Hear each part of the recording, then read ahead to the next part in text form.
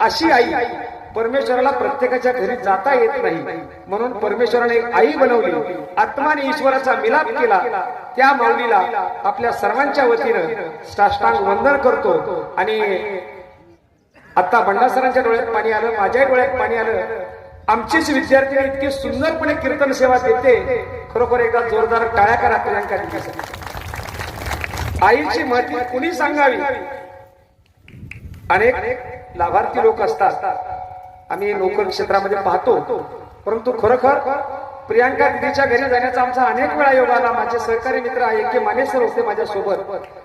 प्रियांका दीदी इतकी सुंदर गाते, हार्मोनियम वरती इतकं सुंदर गायन करते।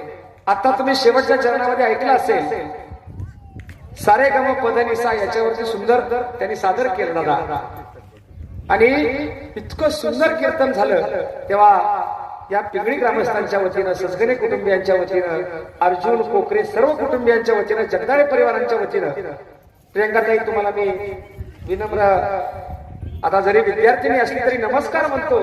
कारण शुद्ध बीजापोटी फळे रसाळ गोमटी म्हटलं जातं। हापूस आंब्याला हापूस आंबेच येणार।